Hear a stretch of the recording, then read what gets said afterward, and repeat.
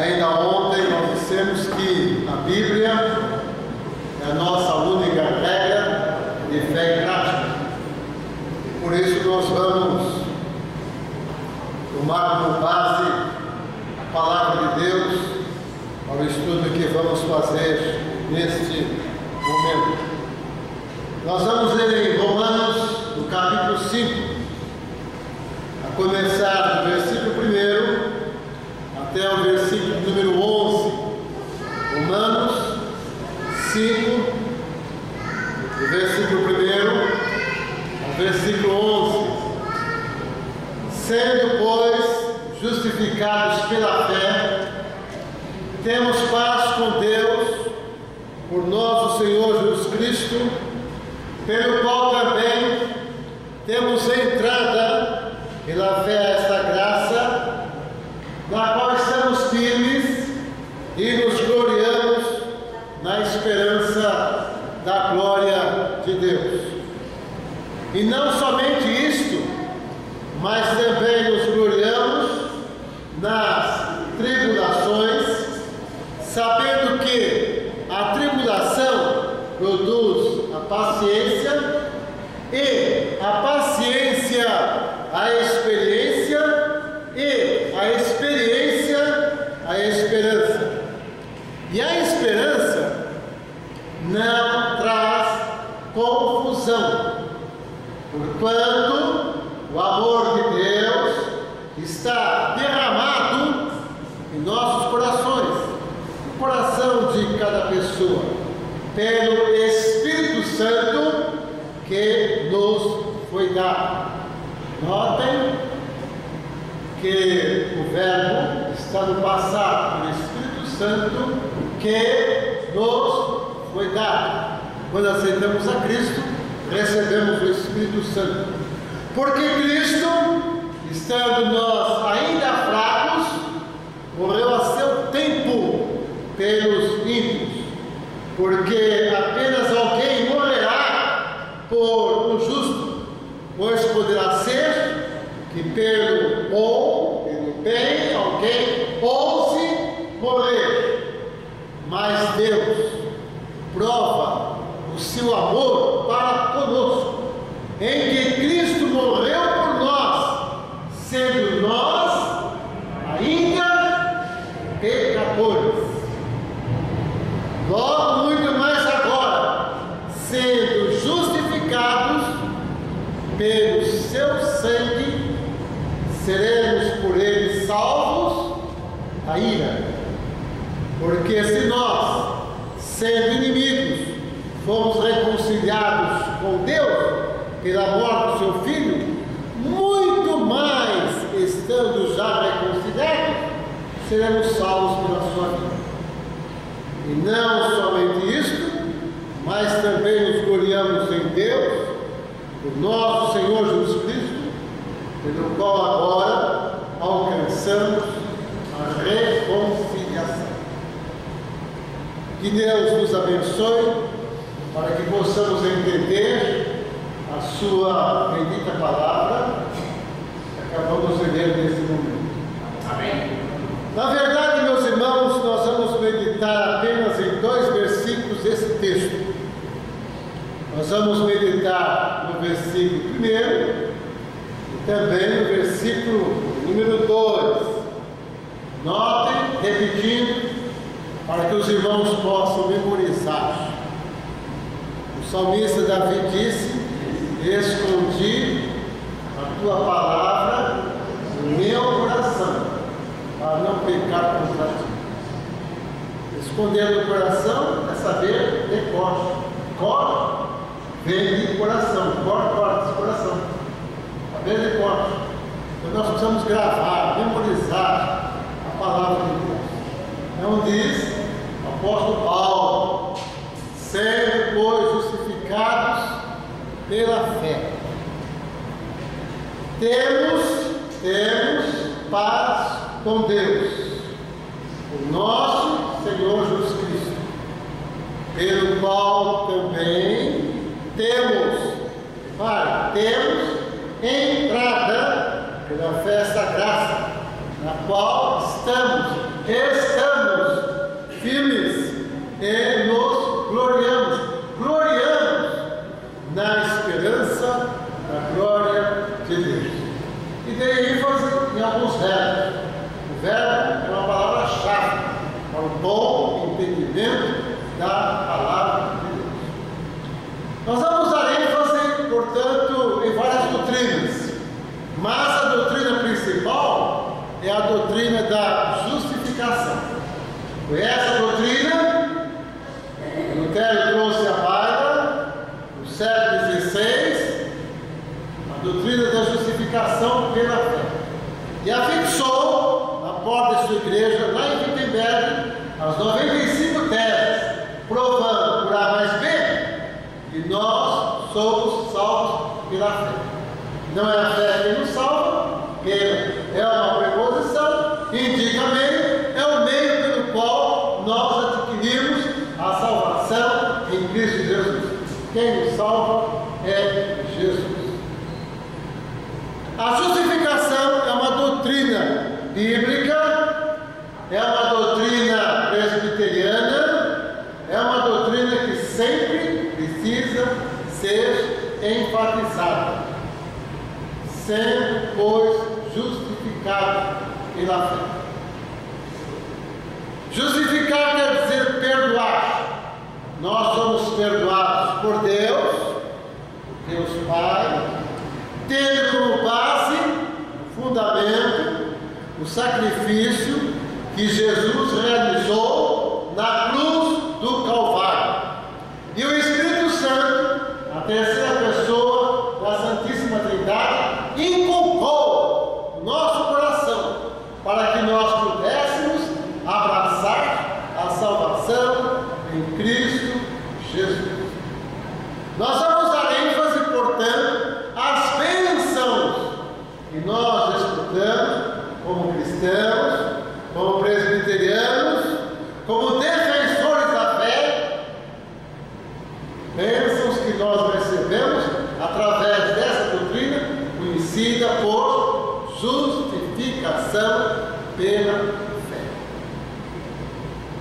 Não é um processo, mas é um ato divino. A santificação é um processo. Cada dia que passa deve ser um novo dia a nós galgarmos mais um degrau da escada da santificação. Mas a justificação é um ato divino, é instantâneo. Nós somos perdoados por Deus, repetindo, ele por base do sacrifício que Jesus fez na cruz do Calvário por nós. Na nossa igreja nós não temos missa, porque, de acordo com o catecismo tridentino, missa é uma repetição do sacrifício de Cristo. E na Santa Ceia nós apenas recordamos o sacrifício que uma vez foi feito por Cristo Jesus na cruz do Calvário. E Jesus morreu por muitos, como diz a declaração da CIEF, e como está na Bíblia Sagrada. O escritor da carta aos Hebreus, nós dissemos que iríamos estudar a palavra divina. O escritor da carta aos Hebreus, no capítulo 9, versículo 28, assim se expressou. Assim também Cristo, ungido de Deus, oferecendo-se uma vez só. Então, quando nós estamos comemorando a Santa Ceia, a Eucaristia, nós não estamos oferecendo Cristo a Deus, mas nós estamos recordando o seu sacrifício. Oferecendo-se uma vez, para quê? Para tirar os pecados. Todos? Não. Para tirar os pecados de muitos. Notem a palavra. Essa palavra precisa até ser sublinhada. Muitos. Aparecerá a segunda vez de Cristo agora, sem pecado aos que o esperam para a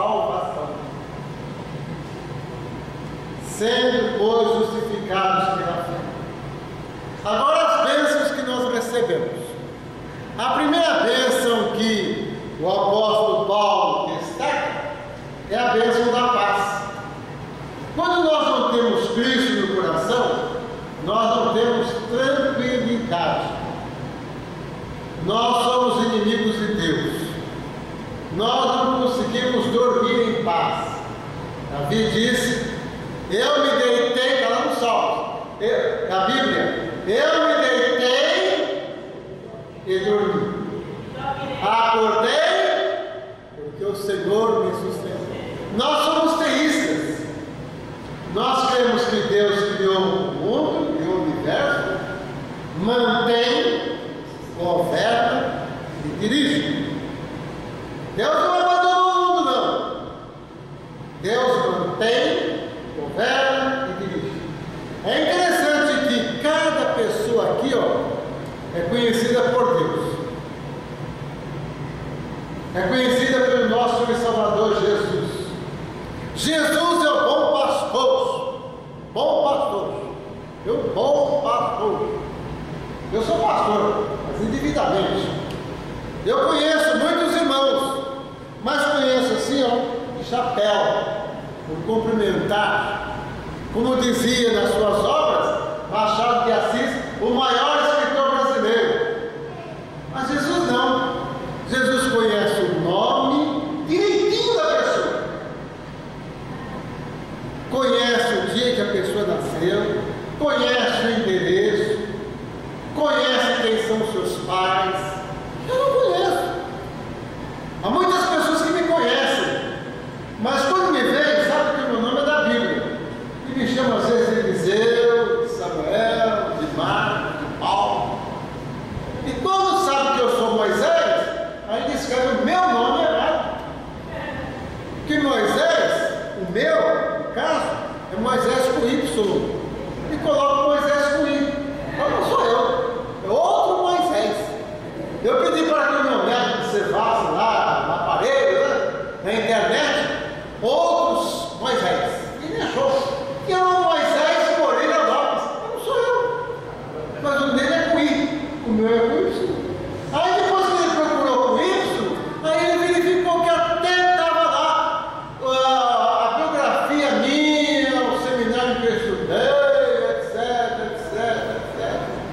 Não é interessante isso? Jesus é o bom pastor. Ele conhece todos nós. E nós gozamos da verdadeira paz. O ímpio, meus amados irmãos, não tem paz. O escritor, o profeta Isaías disse que os ímpios são como um mar bravio, cujas águas lançam de si lama e lodo. Olha, nós temos paz. A paz, o príncipe da paz é o Pai. E quem é o príncipe da paz? Jesus. Jesus é o príncipe da paz. E nós gozamos da verdadeira paz. Nós podemos agora conversar com Deus, porque nós não somos mais inimigos, mas nós somos amigos de Deus. Temos paz. A outra verdade que nós encontramos aqui nesse texto, pelo qual também temos entrada. Nós temos, meus amados irmãos, livre acesso à presença de Deus, através de Jesus, que é o nosso único mediador. Único mediador. O apóstolo João, que sentiu as batidas do coração sagrado do Divino Mestre, e teve por objetivo no seu Evangelho provar a divindade do nosso Senhor e Salvador Jesus. Jesus é Deus, homem. Não é homem Deus. É Deus, homem. Antes de ser homem, Jesus já existia desde toda a eternidade. Desde toda a eternidade. Ele apenas se encarnou para a nossa salvação. Pois bem, lá no Evangelho de João,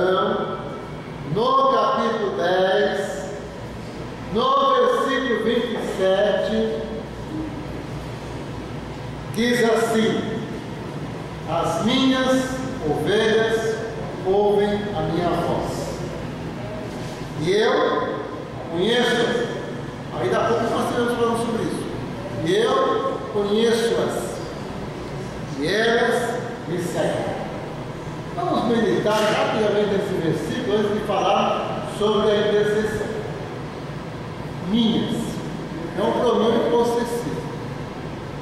Por que nós somos ovelhas de Cristo? Porque nós somos escolhidos por Deus, dados a Jesus, e Jesus morreu na cruz do Calvário por nós.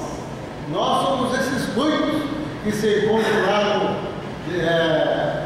cuja palavra se encontra lá em Hebreus, no capítulo 9. Minhas ovelhas. Agora repare, por que nós sabemos que nós somos eleitos e predestinados? Porque nós sentimos prazer de ouvir a palavra de Deus. As minhas ovelhas ouvem. Quem não é escolhido, quem não faz parte do reino de Cristo, quem não é ovelha de Jesus, não sente esse prazer de ouvir a palavra divina. Foi por isso que, em certa ocasião, Jesus Cristo disse: quem é de Deus? Essa expressão de Deus exprime força. Quem é de Deus ouve as palavras de Deus. Gosta de ouvir, gosta de vir à igreja, fica contente quando alguém fala: vamos à casa do Senhor. Tem alegria, sente prazer. Quem é de Deus ouve a palavra de Deus. As minhas ovelhas ouvem a minha voz. E diz mais: e eu conheço-as, e elas me seguem. O reverendo Miguel Reis Júnior, grande paladino presbiteriano, no seu livro Religião Cristã, conta uma história interessante. Fala que um certo homem foi para a região lá da Grécia e encontrou com 3 pastores que conduziam muitas ovelhas. Cada pastor tinha mais ou menos 500 a 600 ovelhas. E lá naquela região eles têm costume, assim como nós aqui no Brasil temos costume de dar nome aos animais domésticos, ao cachorro, de modo particular, lá eles têm o costume de dar nome às ovelhas. E cada ovelha tem o seu nome.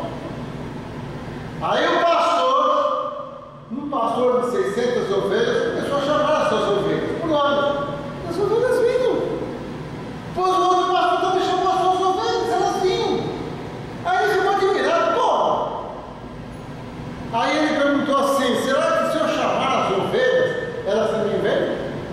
Aí um dos pastores falou assim: não. Mesmo assim ele pegou, chamou algumas ovelhas, e as ovelhas não vieram. Aí ele fala: quem sabe se eu usando a roupa dos pastores, elas vêm. Aí pegou a roupa, vestiu e chamou, e as ovelhas não foram. E Jesus, meus amados irmãos, como mestre dos mestres, usou uma figura comum naquela região. E é por isso que Jesus Cristo disse: as minhas ovelhas ouvem a minha voz, e eu conheço-as, e elas me seguem. O mesmo apóstolo disse no capítulo 14, do mesmo evangelho, o seguinte, no versículo 13: e tudo, é um pronome definido, tudo, quando pedirdes em meu nome. É bom meditar nessas palavras, né? Em meu nome, não de Jesus. Eu o farei, para que o Pai seja glorificado. E continua: Jesus foi o mestre dos mestres. E o mestre dos mestres sabe muito bem que para gravar, para memorizar, é necessário repetir. E Jesus repetiu: se pedirdes alguma coisa, só substitui tudo tudo por alguma coisa.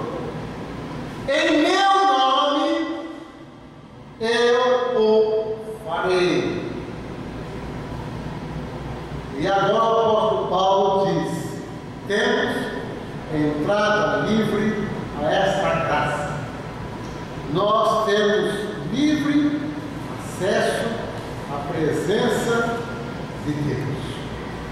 O apóstolo Paulo, meus amados irmãos, ensinou a mesma verdade usando uma linguagem um pouco diferente. O apóstolo Paulo, quando escreveu a seu filho na fé, Timóteo, no capítulo 2, versículo 5, disse: porque há um só mediador entre Deus e os homens, Jesus Cristo, homem. Notaram a colocação aí?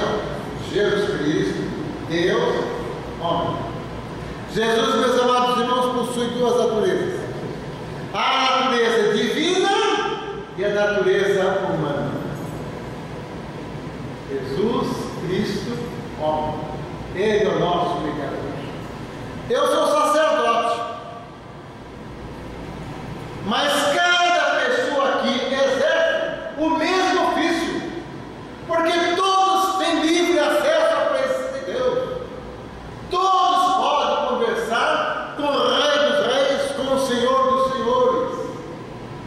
Uma vez eu prestei um concurso para capelão da Polícia Militar de São Paulo e passei. Só que eles queriam um padre e colocaram no lugar um padre. Eu achei aquilo uma injustiça muito grande e apelei. Mas para chegar até a presença do governador do estado, tinha que ser através de um homem, e não poderia ser um homem qualquer. Tinha que ser um deputado. Agora nós, irmãos, nós temos livre acesso à presença de Deus Pai através do nosso Senhor e Salvador Jesus Cristo.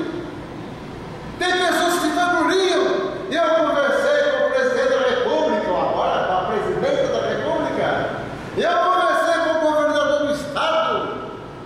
Mas nós somos tão importantes que temos acesso à presença de Deus e podemos depositar seu reaço os nossos problemas, as nossas ansiedades, as nossas tristezas.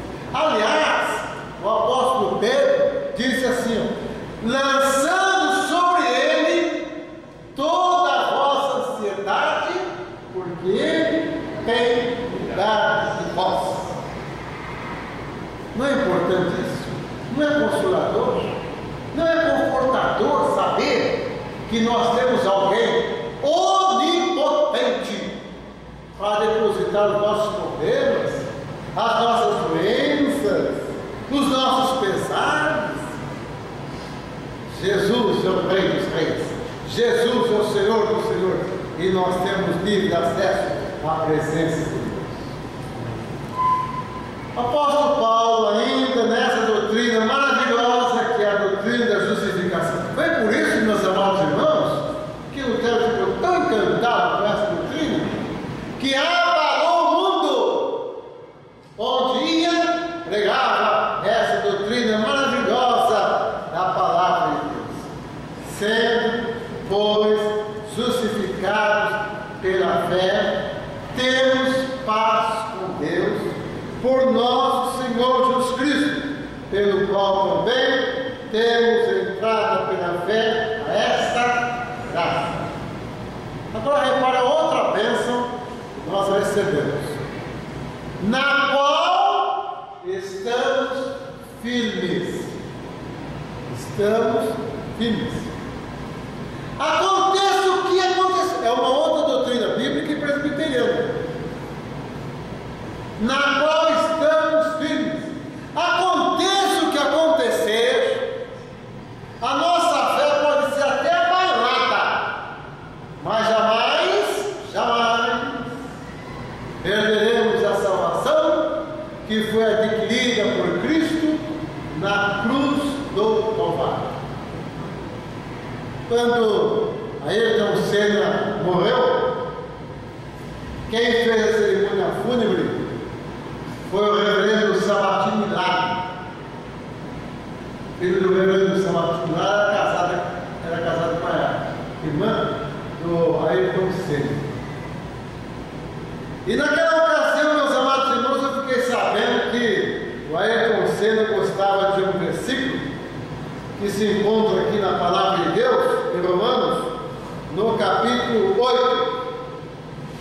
Vamos dar uma olhada aí no capítulo 8, porque esse trecho é confortador mesmo.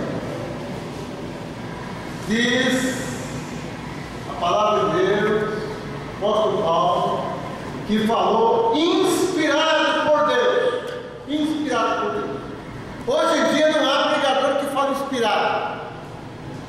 Há pregadores que falam iluminados.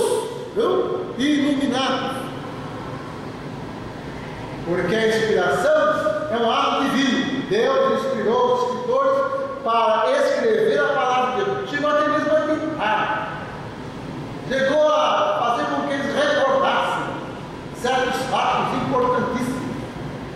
Agora, o pregador fala iluminado. Então, Ayrton Senna gostava desse trecho aqui, ó. Porque Romanos, capítulo 8, versículo 38 em diante. Porque estou certo. Olha, repara a condição. Porque estou certo de que nem a morte, nem a vida, nem os anjos, nem os principados, nem as potestades, nem o presente, nem o porvir, nem a altura, nem a profundidade, nem alguma outra criatura, o diabo é a criatura de Deus, nenhuma outra criatura poderá nos separar do amor de Deus que está em Cristo Jesus nosso Senhor. Ainda há pouco nosso irmão estava cantando um hino maravilhoso. As lágrimas brotaram dos olhos. Eu me lembrei do passado e me lembrei do sacrifício que foi realizado por Cristo na cruz do Calvário. Que amor! Nada poderá nos separar do amor de Deus que está em Cristo Jesus. Nada poderá nos separar. Ainda há pouco nós temos lá no Evangelho de João, no capítulo 10, continuando agora a leitura das palavras de Jesus, palavras de salvação, palavras de Jesus, palavras de salvação. Diz Cristo, continuando, agora no versículo 28 do Evangelho de João: e dou-lhes o que? Ele dá para quê? As ovelhas. Dou-lhes a vida eterna. A vida eterna. Às vezes a gente até enfatiza: vida eterna, feliz. Ora, comigo tem vida eterna, bem feliz. Nós temos vida eterna, feliz. E dou-lhes a vida eterna. Para Deus, aqueles que vivem eternamente lá no inferno, é como se não existisse. E é por isso que não há essa redundância. E dou-lhes a vida eterna, e dou-lhes a vida eterna. E continua. E nunca. Já pararam para pensar nessa palavrinha? Nunca. E nunca hão de perecer. Nunca hão de perecer. Não é um privilégio, nós sabemos disso. Não é um gozo, não é uma alegria, não é uma felicidade. E nunca hão de perecer. Por quê? Ele mesmo responde: e ninguém as arrebatará da minha mão. Ao hino que eu gosto de cantar, muito de acordo com a teologia. Segura na mão de Deus. Quem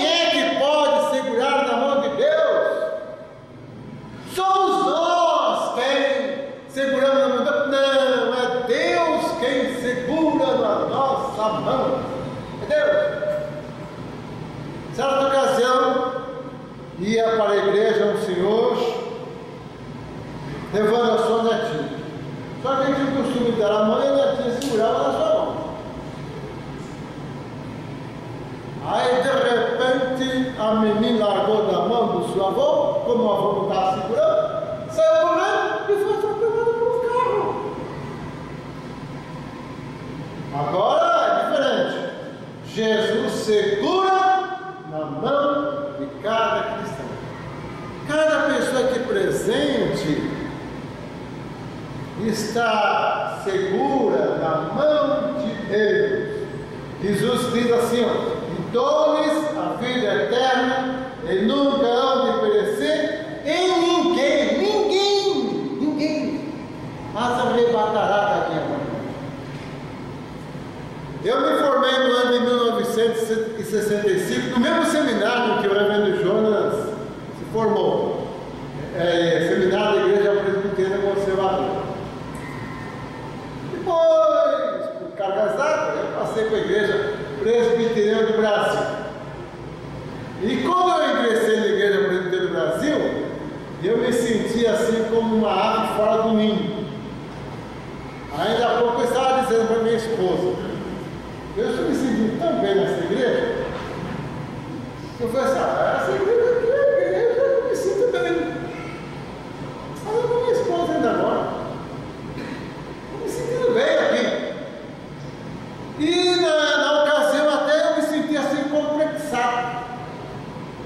E para que meu complexo não se tornasse maior, porque todo mundo se vangloriava em ter estudado no seminário presbiteriano de Campinas e fechava até mesmo a boca, eu prestei um concurso no vestibular na Universidade Presbiteriana Mackenzie e falei assim: eu vou verificar se o meu diploma que eu recebi no seminário da Igreja Presbiteriana Conservadora tem validade mesmo.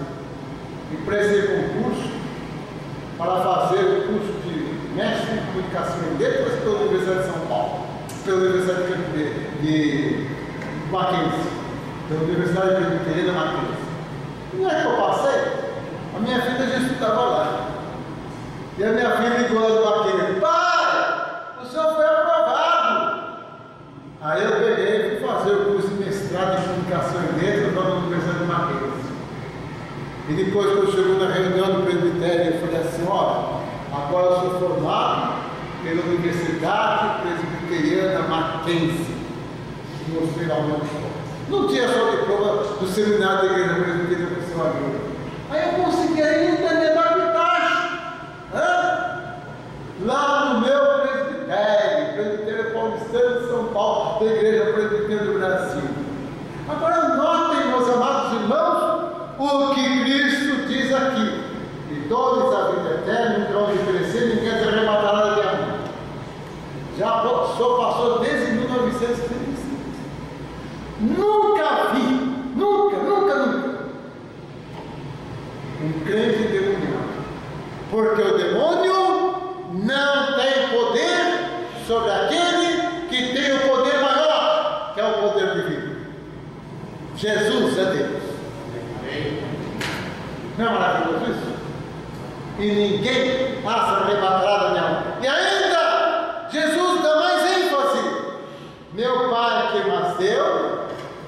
Ó, esse mas aqui na minha Bíblia, é português, a forma mais antiga, geralmente nós usamos mais assim, mas esse mas não há três mas. Tem o mas, que é uma conjunção adversativa. Tem o mas, que é um adjetivo, as más palavras. E tem esse mas aí, ó, que é uma contração do pronome me com o pronome as. Dois pronomes oblíquos. Em outras palavras, seria assim: Deus me deu as ovelhas, eu morri por elas, e elas me seguem. Meu Pai que mas deu. Meu Pai deu as ovelhas para mim. É maior do que todos. E ninguém as arrebatará da mão de meu Pai. De um lado, nós estamos seguros na mão de Jesus, segunda pessoa da Santíssima Trindade.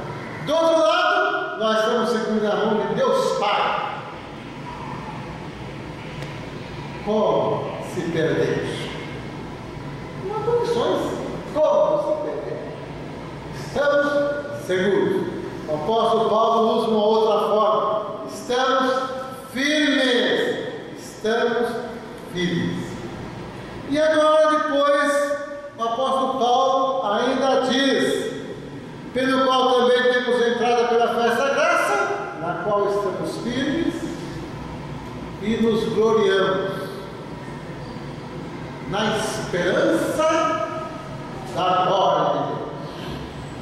Nós estamos passando por aqui, mas Deus mantém a nossa vida, Deus garante a nossa vida, somos uma bênção de vida.